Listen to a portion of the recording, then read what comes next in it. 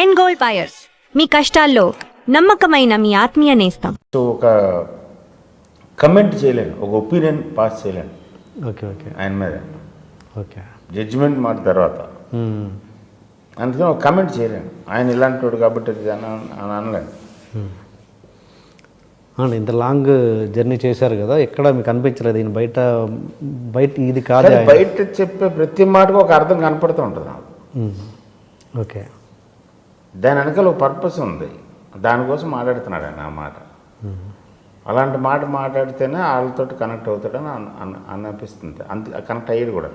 Okay, ట్విట్టర్లో ప్రతిసారి ప్రతి ఇష్యూకి రియాక్ట్ అవ్వడం, ప్రతి కాంట్రవర్షియల్ ఇష్యూకి రియాక్ట్ అవ్వడం ఉన్నది, దాని పట్ల మీరు ఎట్లా, మీ ఎక్స్ప్రెషన్ ఏంటి? ఏం లేదు అమ్మ, మళ్ళీ దీని మీద వేస్తాడేనా అని అనుకుంటాను. డొనాల్డ్ ట్రంప్ గెలుస్తాడని 2 నెలల ముందు చెప్పాడు, 3 నెలల ముందు. ఆ ట్వీట్స్ అది నేను ఫాలో అవుతుంటాను. ఆయన ట్వీట్స్ అది ఏంటి ఇంత సాంగ్గా చెప్తున్నారు ఏంటి, అందరూ ఎల్లరే అంటున్నారు కదా అని అనుకున్నాను. అంటే అది అర్థమవుతుందా నీకు? అదే అదే, ఓకే, ఆ ప్లేన్లో ఉన్నాడు ఆయన. ఓకే. సో అందుకని నాకు ప్రతి దాంట్లోనే ఏదో ఒక ఇది కనపడుతూ ఉంటుంది. ఎందుకు ఇది పడింది అంటే ఊరికినే ఏమంటే టైంపాస్ కోసం, లేకపోతే ఒక పబ్లిసిటీ కోసం, ఒక చీప్ పబ్లిసిటీ కోసం కాదు. ఓకే, డెఫినెట్గా ఓకే, అన్నిటికీ ఒక పర్పస్. ఓకే, అది వర్కౌట్ అవుతుంది ఆయనకి. అండ్ మీ సినిమాలలో అంటే ఫేమస్ ఇప్పుడున్న రెగ్యులర్గా నడుస్తున్న కమెడియన్స్ కానీ క్యారెక్టర్ ఆర్టిస్ట్ కానీ పెట్టుకోకపోవడానికి కారణం ఏంటి? బ్రహ్మానందం గారు లాంటి వాళ్ళని బ్రహ్మానందంగా చేశారు ఒకటి ఏదో అక్కడ అంతవరకే. నేను ఆర్టిస్టుల మీద, యాక్టర్స్ మీద, స్టార్స్ మీద డిపెండ్ అయ్యే సినిమాలు తీసేవాడిని కాదు. స్టార్స్ తోటి సినిమాలు తీసేవాడిని కాదు. నేను సినిమా తీసే సినిమాకి అవసరం అనుకున్న యాక్టర్ దగ్గరికి వెళ్తాను. అతను స్టార్ అవ్వచ్చు, స్టార్ కాకపోవచ్చు. ఓకే, నాకు సూటబుల్గా ఎవరున్నారు వాళ్ళతోటి ఓకే అని. సో అందుకని బహుశా అది ఈ సినిమాకి సెట్ ఈ బ్యాచ్ అందరూ ఉండాలి అని ఉండదు. కథలో ఈ క్యారెక్టర్స్ ఇవి ఉన్నాయి, దీనికి ఎవరెవరు సరిపోతారు కరెక్ట్గా ఓకే అనే దాని మీద ఉంటుంది. వాళ్ళు ఎప్పుడు అదే ఫాలో అవుతుంది. వాళ్ళు ఎప్పుడు మిమ్మల్ని అడగడం జరగదా? అడుగుతారు కనపడలా, చెప్తా ఉంటాను ఏదో ఒకటి, మామూలే. ఇప్పుడు గులాబీ సినిమా ఉంది, జీవా కంటే గొప్పగా ఎవరు ఉంటారు ఆ సినిమాలో? ఇంపాసిబుల్. మరి అప్పుడు ఏం చేస్తాం? మన ఇమాజినేషన్ అలా ఉన్నప్పుడు కంపల్సరీ దాని తగ్గ ఉన్న ఎత్తుక్కుంటాను, దగ్గరగా ఉన్నాం. అంటే ఈ ఆర్టిస్టులకి డైరెక్టర్లకి మధ్య చిన్న చిన్న విభేదాలు రావడం, సపోజ్ మీకు కోట గారితో వచ్చినట్టుగా ప్రకాష్ రాజ్కి సీను వైట్ల గారికి ఆ మధ్య వచ్చింది, ఇలాంటివి అంటే ఎందుకు వచ్చినా కూడా లోపలనే ఎందుకు సర్దుకోకుండా? బేసిక్గా మీరు ఇందాక మనం ఫస్ట్ దీని మీటింగ్ ముందు మాట్లాడుకున్నట్టుగా సినిమా మీద ఫోకస్ ఎక్కువ ఉంది, కాన్సన్ట్రేషన్ ఎక్కువ ఉంది. It's a public property. Yeah, the whole industry and films are public property, or at least people think so. And ఆ ఫ్యాసినేషను, ఆ గ్లామరు, ఆ ఫోకస్, కాన్సన్ట్రేషను, క్యూరియాసిటీ అందరికీ ఉంది కాబట్టి అక్కడ జరుగుతున్న ప్రతి విషయం మ్యాగ్నిఫైంగ్గా కనపడుతూ ఉంటుంది. ఇది first thing. Second thing, within this is an industry which manufactures, sells and buys emotions. So it's a industry of emotions. ఆ ఎమోషన్స్ డీల్ చేయడానికి ఫిజికల్ స్కిల్ కంటే కూడా emotional skill, emotional attachment, emotional connection ఉండాలి.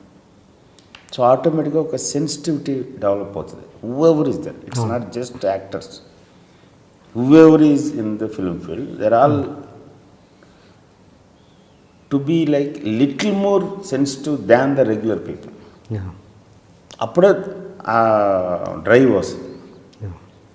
So వాళ్ళ దగ్గర ఎమోషన్స్తో పాటు మిగతా అవి కూడా డెవలప్ అయిపోతాయి వాళ్ళ సంస్కారాన్ని బట్టి.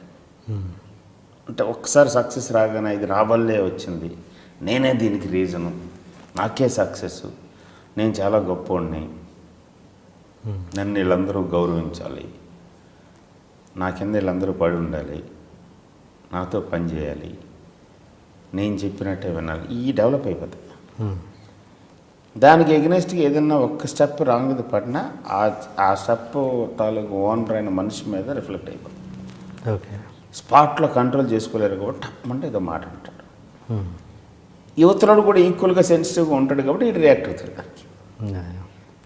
దీన్ని మధ్యలో ఉన్న మీడియా ఏదైతే ఉందో వాళ్ళకు ఉపయోగం కాబట్టి వాళ్ళ ఎజెండాలు వేరు, టీఆర్పీలు మేము ముందు పట్టేసుకున్నాం కాబట్టి దీన్ని బూస్ట్ చేయడానికి ట్రై చేస్తాం. వాళ్ళు ఇన్ఫ్లేట్ చేస్తారు దాన్ని. అది ఇన్ఫ్లేటెడ్గా కనపడుతుంది బయట. పొద్దున వైట్ల సీను ప్రకాష్ రాజ్ కొట్టేసుకున్నారు. కట్ చేస్తే 1 month తర్వాత ప్రకాష్ రాజ్ బర్త్డేలో వాళ్ళిద్దరు హక్ చేసుకున్నారు. అది ఎవడు రాయడు, because that is not interested. అది మీ విషయంలో మీకు ఎప్పుడు జరగలేదు అది ఏంటి అంటే నా వల్లే సినిమా అన్నది మీరు ఎప్పుడు ఫీల్ అవ్వలేదు? బికాజ్ ఎప్పుడు బాస్ దగ్గర ఉన్నాం కాబట్టి బాస్ దగ్గర ఎప్పుడు చూడలేదు అలా. Those kind of silly things, small things. Okay. Shiva లాంటి ఒక పాత్ బ్రేకింగ్ ఫిలింకి డైరెక్టర్ అయినా సరే శివ చేస్తున్నప్పుడు ఎలా ఉన్నాడో అలాగే ఉన్నాడు. ఓకే. దాన్ని ఒంటి మీదకి ఎక్కించుకోలేదు, మైండ్లోకి ఎక్కించుకోలేదు. శ్రీను వైట్ల ప్రకాష్ రాజ్ గారి విషయానికి వస్తే మీరు ఓకే వాళ్ళకి అలాంటి పట్టింపు లేవు అన్నారు. మరి వాళ్ళే కదా ప్రెస్కి ఎక్కింది, వాళ్ళే కదా వాళ్ళే వాళ్ళకి అలాంటి పట్టింపు లేవు అంటే అందులో రియాక్ట్ అవుతున్నారు. ఎమోషనల్ కూడా అలాంటి ఇంకో స్టెప్ ప్రశ్న పిలిచి ఇటో స్టేట్మెంట్ అటో స్టేట్మెంట్ ఇచ్చేసుకుని ఫైనల్గా టీవీ ఛానల్స్కి టీఆర్పీలు పెంచారు తప్ప పర్సనల్గా 15 రోజుల తర్వాత మళ్ళీ ఇద్దరు కలుసుకుని మాట్లాడుకున్నారు. ఓకే. అండ్ ఇంకోటి కోట గారి విషయం దగ్గర మీరు వాళ్ళ అబ్బాయి అప్పుడు ఆ మధ్య మీకు డిస్ప్యూట్స్ అంటే మీరు మాట్లాడుకోవడం లేదు కదా. కోట గారి అబ్బాయి చనిపోయినప్పుడు మీరు వెళ్ళడం జరిగిందండి? లేదు. నేను ఎవరు చచ్చిపోయినా సరే వాళ్ళు.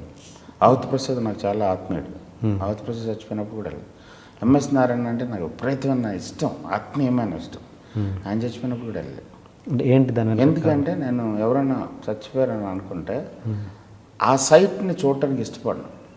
వాడు వెగిత జీవిలాగా నిస్సహాయుడిలాగా ప్రాణం పోయిన పరిస్థితుల్లో నాకు గుర్తుండే నవ్వుతున్నది, నా హ్యాపీగా నా ఎనర్జెటిక్గా ఉన్నది, తిరుగుతున్నది, నాది నన్ను వచ్చి పట్టుకున్నది, మాట్లాడుతుంది, అదే గుర్తుంచుకోవాలనుకుంటాను. Okay. Okay. This view okay or this vision నాకొద్దు. వెళ్ళిపోయినాడు, ఎలాగ వెళ్ళిపోయాడు, వాడికి ఏం డిఫరెన్స్ ఉండదు. నేను వెళ్ళిపోయినాను. ఇంక నేను ఎవరి కోసం వెళ్ళాలి? జనాల కోసం వెళ్ళాలి.